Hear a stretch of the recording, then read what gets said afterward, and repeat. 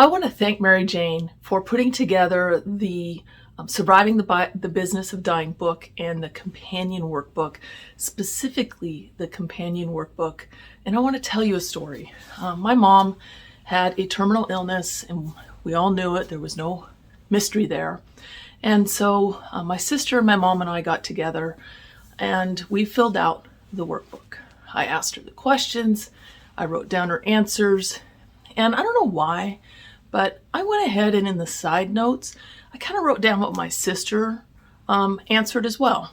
I thought, let's just take care of this all in one shot.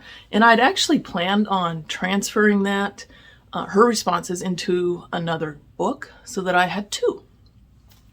But fast forward maybe 2 or 3 months, and my sister suddenly died. And she died before my mom died, which was a shock to all of us.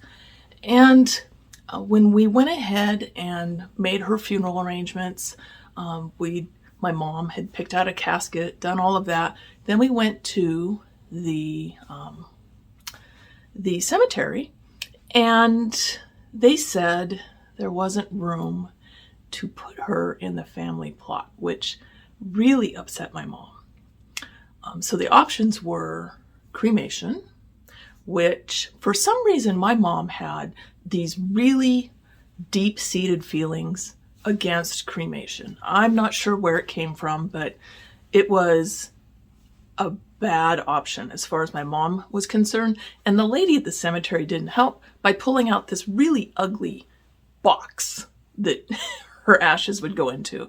And I was like, I looked at Mom, I'm like, no, that's not going to happen. Don't worry about it. She's not going in that box. And the other option at the cemetery was to put her in a casket, but a long ways away from everybody else in the family. And that didn't sit well with Mom either.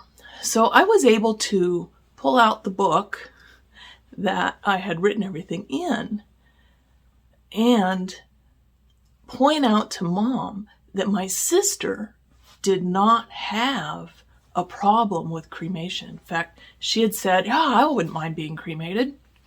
And I'd written that down. Thank goodness. So we went and were able to pick out a beautiful, not casket, a beautiful urn for her that my mother actually loved. And it all turned out great only because I had the book, which I will be eternally grateful for.